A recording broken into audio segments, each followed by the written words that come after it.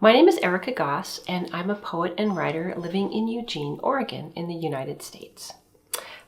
Today I'm going to read some poems for you. The first three are poems that I wrote in response to or as part of 2020's very unprecedented year, the pandemic and all the other things that happened. So the first poem that I'm going to read is called Drift. Skipped like a stone across a wide, warm lake. The day reenacted in fragments. Night a surface I bend into. Thoughts in cobweb drift to earth. Sparks of crimson dance against my eyes, a bright constellation of visitors I won't remember when awake. Buffeted, oh so gently, as if by wings of angels. The rights of solitude. Let these be the rights of solitude, to keep the mind clean as a lighthouse, as if it were a sanctuary, alive with our collected blessings. Sheltered in place. I push the lens of my camera into a blur of petals, the turbulence of flower against glass, letting me know that if I move 1 inch closer, color and shape will fade into oblivion. But here, the just opened blossom still appears recognizable, filaments clustered around the faintly illuminated stigma. And today, it's enough to be well, to be awake, to extend my eye past its limits, enough to persist, each day another step up a staircase, whose end stays out of sight, no matter how many times I try to focus. The next three poems deal with place, and we haven't been able to go anywhere because of our shelter-in-place orders. So these are poems from some time ago when we could travel freely. This is a wild place. On the last day of winter, my car, filled with chaff and spare parts, fits neatly in its painted slot. A motion box stopped. The little junk birds peck at foil, and I am called away from my body to forage for my life out in the open. When I was 11, I climbed a huge pine and had a vision of flying into the thin mountain air. My mother called my name softly, standing on the red earth, and her voice was a ladder I climbed down. I have seen the sky in late winter, watched clouds form the ribcage of a fantastic beast, understanding that the world is stitched together from the loosest of tissues. Even concrete, webbed with faint cracks, leaves nooks for the smallest seeds. The state of Jefferson. Trucks shuffle in the slow lane. Mount Shasta's a crazy white cone. I drive as fast as I dare. Car, my shelter, my tiny house of spiders' nests and trash. Even in an imaginary land, you need to refuel. 8.5 gallons of unleaded and I-5's traditional cuisine. Crinkly bags of Chex Mix and sour worms at Manfredi's Food and Gas Depot in Dunsmuir. On the passenger seat, a thumb-sized jar of my father's ashes. I'd be lying if I said it didn't give me a weird little thrill to have him sit where I sat as a child, those deeply dull hours in our Dodge Dart, him driving too fast and lecturing me about dog breeds and the French Revolution. Just after the sign that says college weed with arrows in front of each word pointing in opposite directions, I take the curve a little fast, reach over, right the jar of my father's ashes, saying, "Sorry, Dad, did I scare you?" We hurtle past the Oregon Welcomes You sign with its 8 black trees spotlighted in the evening dusk.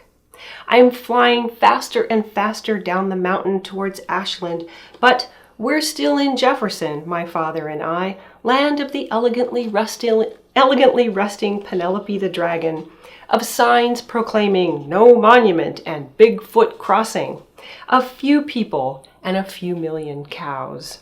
I chew the last of the sour worms. High fructose powder dusts my fingers. "How you doing, Dad?" I ask. He doesn't answer. Perhaps at last he's fallen asleep. And this poem is called Leaving California. We light the vanilla candle.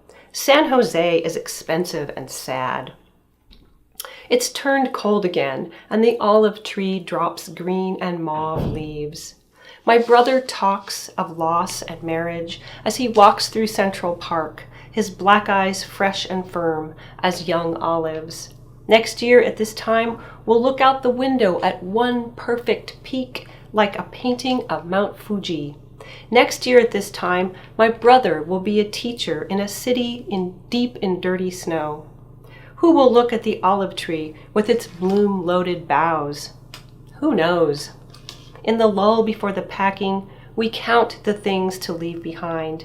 The wasp traps of black and gold, the yearly crops of olives, and how the dogs next door cried with every siren that went by. And the next poems that I'll read deal with nature, flowers, grass, all kinds of interesting stuff. This is called Grass the Conqueror. It's a wild green animal. It wants to be everywhere. It's an ocean. You could surf this grass. It's food. It's juicy and messy and tough. It heals wounds. You could wear this grass. It looks good on everyone. This grass moves into the neighborhood, puts down roots, and stands up for itself.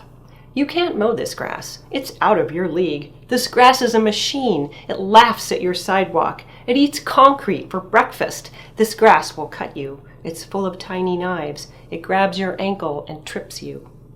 This grass is soft. It's a bed, a fort, a cave. It's home to the red-legged locust and the American bird grasshopper. It's where the leaf beetle meets the swallowtail butterfly, meets the crab spider. Lie down in this grass. Listen. This grass is faster than sound. It's louder than thought. Pray to this grass. Perhaps it will hear you. The ocean. Lying here with you, it's hard to remember the things we said to each other not long ago. Waiting for our hearts to stop pounding, we talk about the decline of the honeybee. Your voice rumbles through your chest. On my nightstand, a card, a boy and a girl holding hands. You gave me this when I was sick and wanted something to change, something wild to move me from the bed. I recall the surface of the ocean, how it looks from an airplane, smooth as the skin of a child, opaque as the cover of a book. No sign of the shark who never stops moving, not even in sleep. The reflection of visible wavelengths. When I was 7, I asked my father why the ocean looked blue instead of clear, like the seawater I cupped in my hands.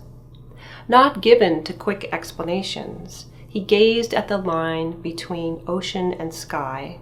For once it did not frighten him, and smiled a secret smile, his face relaxing as the Pacific pulled at our feet. Then remembered me standing in his shadow, salt water draining from my hands. It's just a trick, he said, his face rearranging itself. A trick of the light. Cotyledon. For a short time, a plant wears a placenta attached to its head. If I spent days deep in thought, I could not invent an act more outrageous to wave a swollen vascular organ at the world, proof that I was once united with my mother. How brief it is, that slender umbilical attachment. How quickly the halves of a seed fall back to earth, just as our infant cords shrivel and scab. Today the fields are filled with embryonic faces, and though I cannot perceive their movements, I know they lift their heads, displaying the evidence. Daylily. Warm nights, I dream you back to me, out of your father's sleeping body. You would be 20 this year, daughter. Once I sat in a room filled with women. The air smelled of dog fur and rain. We imagined you a face, but not a name. Every year it's the same routine. I dig fresh soil for you, dig you up and bury you. Call you seed, bulb, tuber, animal, mineral, flower, anything but daughter. The world grows hotter. April feels like August. It's my birthday month, yours too, born and dead the same day, like the dates on the smallest stones in the Pioneer graveyard, where I stand in the sloppy rain. A stamp from Spain shows Madonna and child, affixed above the word fragile. When the sun goes down, I have nothing of you, not even your ashes, daughter. And though your glimmer dims each year, spring will not stop coming, and I cannot stop planting. Daylily, spiderwort, morning glory, flowers that bloom for only one day. Flowers. We don't expect to be here tomorrow, so we are ruthless with our small lives. We pump fragrance into the morning, jewel the afternoon, bend our petals like thumbs at night. After the scrape of drought, cloud is our deliverance. Water comes down in silver wires, and ants twitch air between our roots. The rough lick of the hose leaves a cleft for diffidence, the crest of a worm's tender head. We eat bones, blood, and meat, and our own bodies, and yours. Black hollyhocks in the old orchard. The air around them is charged electric. They look so impossibly dark, as if they had absorbed all the colors of other flowers, purple-black, like the sheen of oil in the sun, like blood beneath the skin. If I crushed the blossom in my fist, what obscure place in me would open its eye? This is the flower to hold aloft when riding into battle. This is the flower to place on a soldier's grave. And I'll end with this poem. This is a poem I wrote several years ago, and I was in a place that was so different from the surrounding scenery. It really moved me. Camellia Garden in October. In waxy shade, a holy monoculture, curled into tight green cones, millions of petals slowly knit. There are no seasons here, but precise doses of sun and water, measured intervals of sleep and bloom. California smog and parched earth halt at the garden gate. In Eden, days did not lengthen towards midsummer, and no one shivered in a star-cold night. Naked in the damp twilight, Adam whispered the names of animals, while Eve wiped the dust from each perfect leaf. Thank you. Well, hello there. Thank you so much for stopping by and watching this video on our Brown Critic channel. We'd really appreciate and really love it if you watched all our other videos and liked them. Make sure to subscribe to the channel as well. Stay well, take care of yourself, and until the next time, bye for now.